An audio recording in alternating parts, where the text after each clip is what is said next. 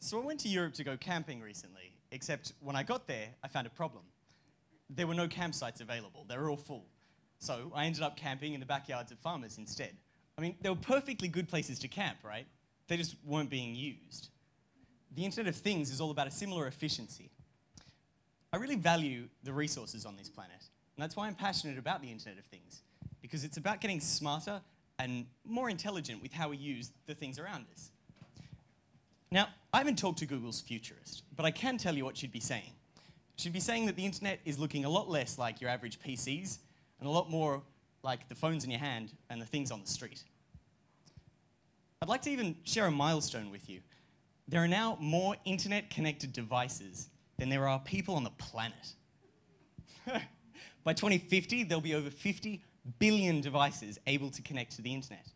And they're not all looking like phones and laptops. You see, these devices, these everyday objects, are beginning to speak internet, for want of a better word. They're getting these sensors that get put into them so that they can understand where they are in the rest of the world, so they can make more intelligent decisions. But the interesting thing is that each of these objects is actually talking to each other more than they're talking to humans. So when the internet extends beyond just web pages and even Facebook and starts talking to things around us, my shirt, that's what we call the Internet of Things. In life, the best decisions are made when we've got the most amount of information available, right? But sometimes that's just not always possible. Either the data just doesn't exist, or the time that it would take to find everything outweighs the opportunity. So in life, we have to come up with compromises to these things. We have to let some things outside of our brain. It used to be a lot easier. We used to not have as many things around us to begin with. But now in a world where we can't hold everything that's around us, let alone the people in this room, in our heads at any one point in time, how can we be sure that we're making decisions that are best for the planet? As an example, if I was going to pack a shipping container, if we were all packing a shipping container, we'd finish packing the first one before we packed the second one, right? It's just logical. But sadly, at the moment, sometimes it's cheaper to just finish one early and ship it before it is to, start the second one. So what happens if the shipping container was smart, didn't involve humans? What happens if the shipping container could say, hey, I got a little bit of extra space, and actually move the goods into that container, and then it gets shipped? Still same time, but just more moves. What happens if your bus is 5 minutes late, so your alarm goes off 5 minutes late, so you get 5 more minutes of sleep in the morning? It's something I'd like, right? There we go, a tangible result.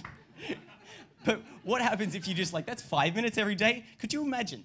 This here is the cost of 1 minute out of every Western person's working week. That one, the cost of food that's wasted in the West.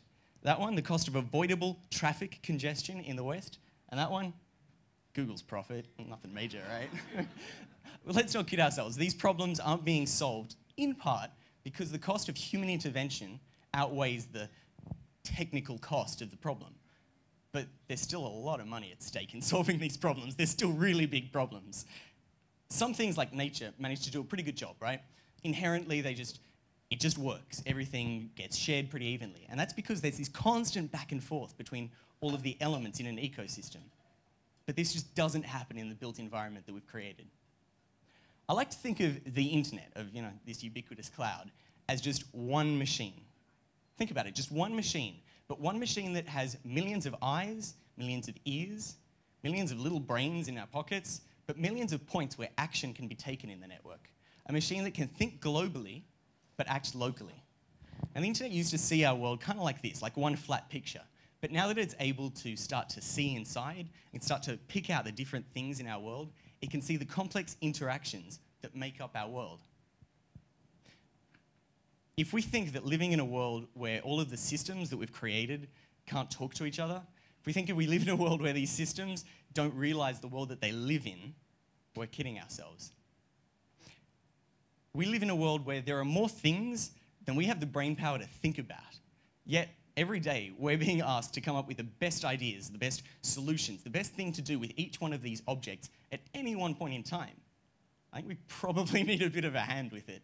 I mean, nature is social on a global scale. Humans are social now on a global scale. Who's not from Sydney? But the devices, the world that we've created around ourselves isn't social on a global scale. So I challenge you. Ask yourself, what would Steve do? Simple question. Let a legacy continue. He'd look at the whole ecosystem, he'd look at the human hours, and he'd value the humans in the interactions. He'd make it simple, he'd cut out the waste. Thank you.